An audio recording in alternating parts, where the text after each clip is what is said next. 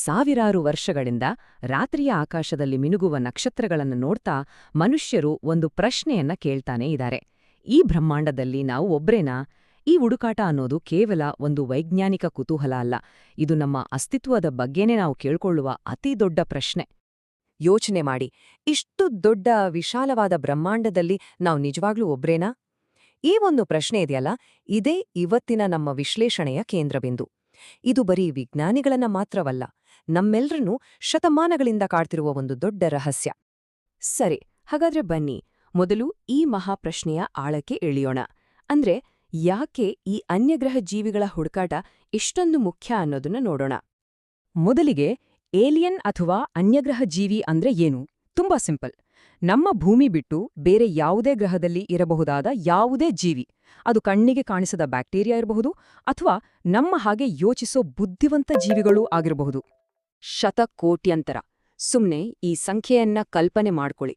ನಮ್ಮದೇ ಗ್ಯಾಲಕ್ಸಿ ಆಕಾಶಗಂಗೆಯಲ್ಲೇ ನೂರಾರು ಬಿಲಿಯನ್ ನಕ್ಷತ್ರಗಳಿವೆ. ಇಡೀ ಬ್ರಹ್ಮಾಂಡದಲ್ಲಿ ಇಂಥ ಕೋಟ್ಯಂತರ ಗ್ಯಾಲಕ್ಸಿಗಳಿವೆ.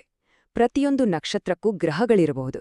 ಅಂದ್ರೆ ಗಣಿತದ ಪ್ರಕಾರ ನೋಡಿದ್ರೆ ಬೇರೆ ಕಡೆ ಜೀವ ಇರೋ ಸಾಧ್ಯತೆ ತುಂಬನೇ ಹೆಚ್ಚಿದೆ. ನೋಡಿ, ನಮ್ಮ ಸೌರಮಂಡಲ ಅನ್ನೋದು ಇಡೀ ಆಕಾಶಗಂಗೆಯಲ್ಲಿ ಒಂದು ಸಣ್ಣ ಧೂಳಿನ ಕಣ ಅಷ್ಟೆ.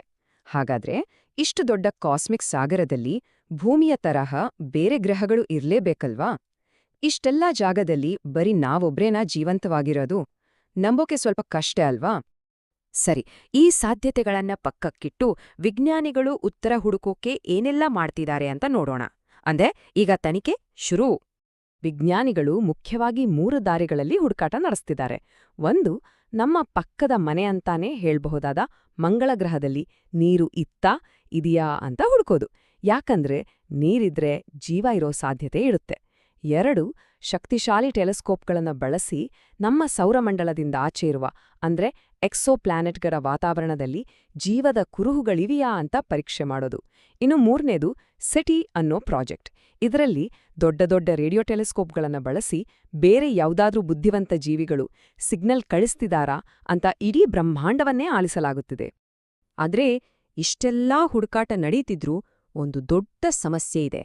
ಬ್ರಹ್ಮಾಂಡದಿಂದ ಬರ್ತಿರೋದು ಬರೀ ಮೌನ, ಒಂದ್ರೀತಿ ವಿಚಿತ್ರವಾದ ನಿಶ್ಶಬ್ದ. ಇದಕ್ಕೆ ಫೆರ್ಮಿ ಪ್ಯಾರಾಡಾಕ್ಸ್ ಅಂತ ಕರೆಯೋದು. ಸರಳವಾಗಿ ಹೇಳ್ಬೇಕಂದ್ರೆ, ಬ್ರಹ್ಮಾಂಡದಲ್ಲಿ ಜೀವ ಇರೋ ಸಾಧ್ಯತೆ ಅಷ್ಟೊಂದು ಜಾಸ್ತಿ ಇದ್ರೆ ನಮಗ್ಯಾಕೆ ಇನ್ನೂ ಯಾವ ಕುರುಹೂ ಕೂಡ ಸಿಕ್ಕಿಲ್ಲ? ಎಲ್ರೂ ಎಲ್ಲಿಗೆ ಹೋದ್ರು? ಈ ಪ್ರಶ್ನೆಯೇ ಒಂದು ದೊಡ್ಡ ಕಾಂಟ್ರಡಿಕ್ಷನ್, ಒಂದು ದೊಡ್ಡ ರಹಸ್ಯ. ಈ ಪ್ಯಾರಾಡಾಕ್ಸ್ನ ಮೂಲ ಪ್ರಶ್ನೆ ಕೇಳೋಕೆ ತುಂಬಾ ಸಿಂಪಲ್, ಆದ್ರೆ ತಲೆಗೆ ಹುಳ ಬಿಡುತ್ತೆ. ಏಲಿಯನ್ಗಳು ನಿಜವಾಗ್ಲೂ ಇದ್ರೆ ಅವರೆಲ್ಲಿದ್ದಾರೆ? ಈ ಒಂದು ಪ್ರಶ್ನೆಗೆ ಉತ್ತರ ಹುಡುಕೋಕೆ ವಿಜ್ಞಾನಿಗಳು ದಶಕಗಳಿಂದ ತಲೆಕೆಡಿಸ್ಕೊಂಡಿದ್ದಾರೆ. ಸರಿ, ಈಗ ವಿಜ್ಞಾನದ ಹುಡುಕಾಟದಿಂದ ಸ್ವಲ್ಪ ಹೊರಬಂದು ಜನರ ಬಾಯಲ್ಲಿ ಹೆಚ್ಚಾಗಿ ಓಡಾಡೋ ಒಂದು ವಿಷಯದ ಕಡೆಗೆ ಹೋಗೋಣ. ಅದೇ ಯುಎಫ್ಒಗಳು. ನೋಡಿ, ಆಕಾಶದಲ್ಲಿ ಗುರುತು ಪತ್ತೆ ಹಚ್ಚೋಕೆ ಆಗದ ವಸ್ತುಗಳು ಅಂದ್ರೆ ಯುಎಫ್ಒಗಳು ಕಂಡ ಬಗ್ಗೆ ಸಾಕಷ್ಟು ವರದಿಗಳಿವೆ. ದಶಕಗಳಿಂದ ಜನ ನೋಡ್ತಾನೇ ಇದ್ದಾರೆ. ಆದ್ರೆ ಇಲ್ಲೊಂದು ಮುಖ್ಯವಾದ ವ್ಯತ್ಯಾಸವನ್ನ ನಾವು ಅರ್ಥ ಮಾಡ್ಕೋಬೇಕು. ಏನೋ ಒಂದು ಆಕಾಶದಲ್ಲಿ ಕಾಣಿಸೋದು ಬೇರೆ, ಅದು ಬೇರೆ ಗ್ರಹದಿಂದ ಬಂದಿರೋ ವಾಹನ ಅಂತ ವೈಜ್ಞಾನಿಕವಾಗಿ ಸಾಬೀತು ಮಾಡೋದು ಬೇರೆ. ಇಲ್ಲಿವರೆಗೂ ಯಾವುದೇ ಯುಎಫ್ಒ ವರದಿಗೂ ಅದು ಅನ್ಯಗ್ರಹದಿಂದಲೇ ಬಂದಿದೆ ಅನ್ನೋಕೆ ಖಚಿತವಾದ ಸಾಕ್ಷಿ ಸಿಕ್ಕಿಲ್ಲ. ಹಾಗಿದ್ರೆ ಮುಂದಿನ ದಾರಿಯೇನು? ಭವಿಷ್ಯದಲ್ಲಿ ನಮಗೆ ಉತ್ತರಗಳು ಎಲ್ಲಿ ಸಿಗ್ಬೋದು? ಸ್ವಲ್ಪ ಆ ಕಡೆ ಗಮನ ಹರಿಸೋಣ. ನಮ್ಮ ಹುಡುಕಾಟ ಬರೀ ದೂರದ ನಕ್ಷತ್ರಗಳಿಗೆ ಮಾತ್ರ ಸೀಮಿತವಾಗಿಲ್ಲ. ನಮ್ಮದೇ ಸೌರಮಂಡಲದಲ್ಲಿ ಕೆಲವು ತುಂಬಾನೇ ಭರವಸೆ ಮೂಡಿಸೋ ಜಾಗಗಳಿವೆ. ಮಂಗಳಗ್ರಹದಲ್ಲಿ ಒಂದು ಕಾಲದಲ್ಲಿ ನದಿಗಳು ಹರಿತಿದ್ದ ಜಾಗಗಳು, ಗುರುಗ್ರಹದ ಚಂದ್ರ, ಯುರೋಪಾದ ಮಂಜುಗಡ್ಡೆ ಕೆಳಗಿರೋ ವಿಶಾಲವಾದ ಸಾಗರ, ಹಾಗೆ ಶನಿಗ್ರಹದ ಚಂದ್ರ ಎನ್ಸಿಲಾಡಸ್ನಿಂದ ಬಿಸಿ ನೀರಿನ ಚಿಲುಮೆಗಳು ಚಿಮ್ಮುತ್ತಿವೆ. ಈ ಎಲ್ಲ ಕಡೆ ಸೂಕ್ಷ್ಮಜೀವಿಗಳ ರೂಪದಲ್ಲಿ ಜೀವ ಇರೋ ಸಾಧ್ಯತೆ ತುಂಬಾ ಹೆಚ್ಚಿದೆ. ಇಷ್ಟೇ ಅಲ್ಲ, ಟೆಕ್ನಾಲಜಿ ಕೂಡ ನಮಗೆ ಸಹಾಯ ಮಾಡ್ತಿದೆ. ಜೇಮ್ಸ್ ವೆಬ್ ಸ್ಪೇಸ್ ಟೆಲಿಸ್ಕೋಪ್ ತರಹದ ಹೊಸ ಶಕ್ತಿಶಾಲಿ ಉಪಕರಣಗಳು ದೂರದ ಎಕ್ಸೋಪ್ಲಾನೆಟ್ಗಳ ವಾತಾವರಣವನ್ನ ಹಿಂದೆಂದಿಗಿಂತಲೂ ನಿಖರವಾಗಿ ವಿಶ್ಲೇಷಣೆ ಮಾಡ್ತಿದೆ.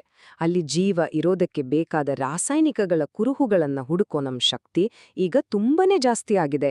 ಪ್ರತಿಯೊಂದು ಹೊಸ ಸಂಶೋಧನೆಯೂ ನಮ್ಮನ್ನ ಉತ್ತರಕ್ಕೆ ಇನ್ನೊಂದು ಹೆಜ್ಜೆ ಹತ್ರ ಕರ್ಕೊಂಡು ಹೋಗ್ತಿದೆ.